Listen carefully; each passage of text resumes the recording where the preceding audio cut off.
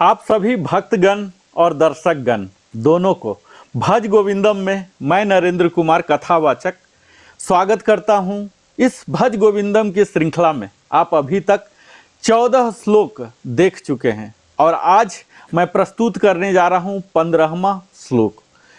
शंकराचार्य द्वारा रचित यह भज गोविंदम के हर श्लोक अमृत वाणी की तरह है। ये सूत्र है, ज्ञान पुंज है, हम सबों के जीवन को संपूर्णतः परिवर्तन लाने की क्षमता रखता है, बशर्ते हम इसे थोड़ा थोड़ा ही अपने आचरण में लाएं। और इसी वजह से मैं यह भज गोविंदम प्रयास किया हूं आप सबों के समक्ष प्रस्तुत करने का, क्योंकि प्रस्तुत करने से आप सबों को तो फायदा होगा ही, साथ साथ मुझे भी फायदा होगा कि मैं भी इसी बहाने रिसर्च करूंगा, आप सबों को बताऊंगा, इसके लिए खुद याद करूंगा, पढ़ूंगा, हमें भी लाभ होगा और आपको भी लाभ होगा। यह विन विन सिचुएशन है।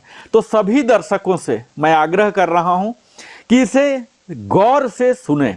मैं इस श्लोक का पाठ करता हूं, इसका भावार्थ बताता हूं, व्याख्या सुनाता हूं और उदाहरण से समझाता हूं। इसमें क्या मुख्य बातें हैं इसे बताता हूं और क्या इम्प्लीमेंटेबल थिंग्स हैं जो हमें आचरण में लाने योग्य बात है, निष्कर्ष क्या है, हमारे लिए टेक अवे क्या है।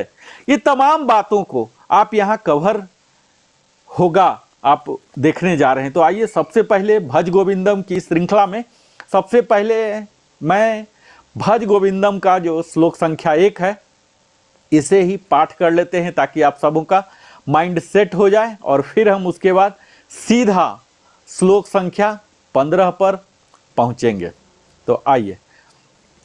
भज गोविंदम गोविंदम भज मूढ़मते संप्राप्ते सन्हिते काले नहीं नहीं रक्षति दुकृत करणे। तो आइए हम सीधा अब श्लोक संख्या 16 में ले चलते हैं आपको और फिर वहाँ पूरे विस्तार में गहराई में हम देखेंगे कि आदि गुरु शंकराचार्य हमें क्या बताना चाह रहे हैं।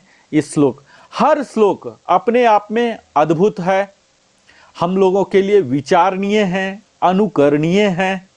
तो आइए हम श्लोक संख्या 15 का पाठ सबसे पहले कर लेते हैं।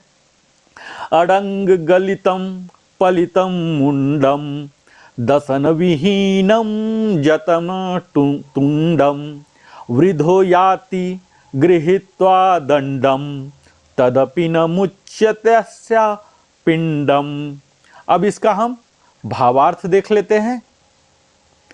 यहां देखिए कि कहा जा रहा कि क्षीण अंगों, पके हुए बालों और दांतों से रहित मुख और हाथ में दंड लेकर चलने वाला वृद्ध भी आशा पास में बंधा रहता है। तो यहाँ क्या मुख्य बिंदु है? मुख्य बिंदु आप देखेंगे यहाँ हो रहा शारीरिक दुर्बलता और आशा का बल को रेखांकित किया गया है। इसके साथ ही आशा का जो अस्थायी सुख है इसके बारे में बात होगी और त्याग और आत्मिक विकास क्या है इसके बारे में यहाँ बताया जा रहा है। तो इसका गूढ़ अर्थ यही है मित्रों कि व्यक्ति का शरीर चाहे कितना भी कमजोर, आप यहाँ देख रहे होंगे तस्वीर में कि कितना भी कमजोर चाहे क्यों ना हो, वृद्ध हो और अशक्त हो जाए, फिर भी उनकी इच्छाएं जो होती हैं, जो आशाएं होती हैं, वो जकड़े रहती है। मानव का स्वभाव ऐसा है कि वह भौतिक सुखों और इच्छाओं का त्याग नहीं कर पाता है, चाहे उसका शरीर इसे भोगने योग्य न भी रहे। जो मानव हर समय कुछ पाने या प्राप्त करने की लालसा में बंधते हैं, उम्र या शारीरिक अवस्था से प्रभावित नहीं होती है। यहाँ मुख्य बिंदु है कि शारीरिक दुर्बलता और आशा का बल। तो वृद्धावस्था में जब हम वयोवृद्ध हो जाते हैं तो हमारा शरीर कमजोर हो जाता है, सारे अंग प्रत्यंग शिथिल होने लग जाते हैं, दांत गिर जाते हैं और बाल भी सफेद हो जाते हैं। फिर भी व्यक्ति इच्छाओं और मोह से बंधा रहता है। यह आशा का अस्थायी सुख है। व्यक्ति भले ही भौतिक सुख पाने में असमर्थ हो, लेकिन मानसिक रूप से उन सुखों का कल्पना करता है। यह मोह उसे अंत तक जकड़े रहता है। त्याग और आत्मिक विकास। जब शरीर भौतिक सुखों को भोगने में सक्षम नहीं है, तब भी इच्छाओं का त्याग करना आसान नहीं होता है। आत्मिक उन्नति के लिए इन आशाओं से मुक्त होना आवश्यक है। अब मैं आपको व्यक्तिगत जीवन का उदाहरण बताता हूं कि एक वृद्ध व्यक्ति, आप यहां देख पा रहे होंगे कि जिनका उम्र 80 वर्ष है, शारीरिक रूप से बिल्कुल दुर्बल है, कमजोर हो चुके हैं। वह न चल सकते हैं, न ही अपने दैनिक कार्य कर सकते, लेकिन फिर भी वह अपनी संपत्ति बढ़ाने की लालसा में लगे रहते हैं और अपनी संतानों से अधिक धन कमाने की अपेक्षा करते हैं। सोचते हैं ये कि हमारे संतानों के संतान और अधिक धन करे, उसके लिए उसे प्रेरित करते हैं। तो यहाँ हमें सीख क्या मिल रही है? शरीर की स्थिति चाहे कुछ भी हो, यदि मन इच्छाओं से बंधा है तो शांति प्राप्त नहीं हो सकती। अगर मैं पौराणिक संदर्भ प्रस्तुत करने का प्रयास करूं तो महाभारत के पात्र हम सब जान रहे हैं, धृतराष्ट्र, कौरवों के जो थे, जिन्होंने 100 पुत्रों को खो दिया, लेकिन फिर भी सत्ता और शक्ति की लालसा नहीं छोड़ पाए। तो यहां सीख क्या है? हमारा मोह और आशा हमें विवेकहीन बना देती है। अगर मैं आधुनिक उदाहरण की बात करूं तो एक बिजनेसमैन है जो वृद्ध हो चुका है, वयोवृद्ध हो चुका है और अपने व्यापार को अगले पीढ़ी को सौंपने का समय आ चुका है, फिर भी अपनी संपत्ति को बढ़ाने की चिंता में लगा रहता है। तो यहाँ सीख क्या है? भौतिक सुखों का मोह मनुष्य को अंत तक बंधन में जकड़े रखता है। यहाँ आदि गुरु शंकराचार्य 15वें श्लोक के माध्यम से जो मुख्य संदेश देना चाह रहे हैं, यह प्रथम है कि आशा का जाल, ये इच्छाएं और मोह हमारे लिए सबसे बड़ा बंधन होता है। वृद्धावस्था में यह बंधन छूटता नहीं है जब तक कि व्यक्ति इसे छोड़ने का प्रयास न करे। दूसरा संदेश है आत्मचिंतन की आवश्यकता। वृद्धावस्था में भी जब शरीर दुर्बल हो जाता है, तब आत्मचिंतन और साधना का समय होता है। भौतिक सुखों और इच्छाओं को छोड़कर आत्मा की शांति का प्रयास करना चाहिए। तीसरा है कि मोक्ष की ओर अग्रसर होना है। आशाओं और मोह से मुक्त होकर हम मोक्ष की ओर अग्रसर हो सकते हैं। जब तक ये आशाएं हैं, मोह हैं, इनसे हम मुक्ति नहीं पाएंगे, तब तक मोक्ष की ओर हम अग्रसर नहीं हो पाएंगे। और यही शंकराचार्य का यहाँ कथन है।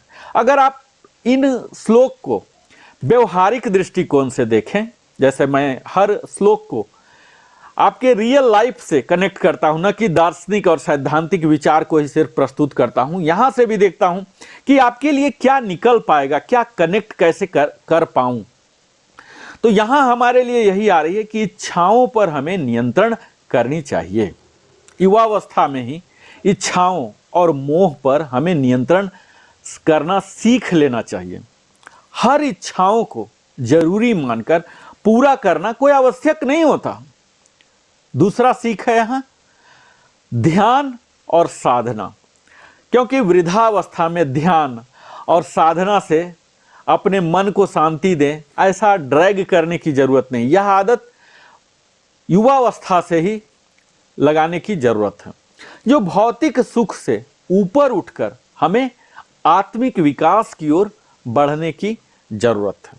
और यहाँ जो व्यवहारिक है यह है कि संतोष का अभ्यास करें, कंटेंटमेंट। जो भी आपके पास उपलब्ध है उससे आप प्रसन्न रहना सीखें।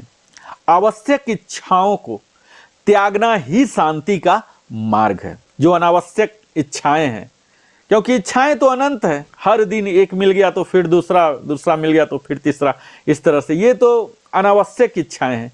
तो इनको आप फॉरगो करें, इन्हें आप भूल जाएं, परित्याग करें, तभी आप शांति के मार्ग पर चल सकते हैं। तो यहाँ आदि गुरु शंकराचार्य भज गोविंदम के 15वां श्लोक में हम लोग को मुख्य संदेश यही दे रहे हैं कि हमें अपनी इच्छाओं और मोह का त्याग करना चाहिए। जब शरीर वृद्ध हो जाता है और भौतिक सुखों को भोगने योग्य नहीं रहता है, तब भी इच्छाएं हमें बांधे रखती है। तो इन्हें छोड़कर ही सच्ची शांति और मोक्ष को प्राप्त कर सकते हैं। इस श्लोक के माध्यम से हमें यह प्रेरणा देते हैं कि भौतिक सुख जो है ये क्षणिक है और इनसे मुक्त होकर हमें आत्मा की शांति और मोक्ष की ओर बढ़ना चाहिए। तो यही इसका केंद्रीय भाव है कि मोक्ष की ओर किस तरह से बढ़ा जाए। इसी का रोड मैप पूरे भज गोविंदम में आप देखेंगे, जो कॉमन पॉइंट है यही उभर कर आता है। इसी प्रकार मैं भज गोविंदम का अगला वीडियो 16वां लेके आ रहा हूं, श्लोक संख्या 16। मुझे उम्मीद है यह 15वां आप सबों को पसंद आया होगा, तो जरूर ही लाइक करें और इस लिविंग हैप्पली को अवश्य ही सब्सक्राइब करें, ताकि यूट्यूब के एल्गोरिदम को यह क्वालिफाई कर सके, ज़्यादा से ज़्यादा लोगों तक जाए और आप भी अपने सगे संबंधियों के साथ साझा करें और बेल आइकन पुश करें। बहुत बहुत धन्यवाद। हृदय की गहराई से आप हमारे साथ अपने जीवन का बहुमूल्य समय देते हैं। मैं फिर मिलता हूँ आपसे, तब तक जय श्री कृष्ण।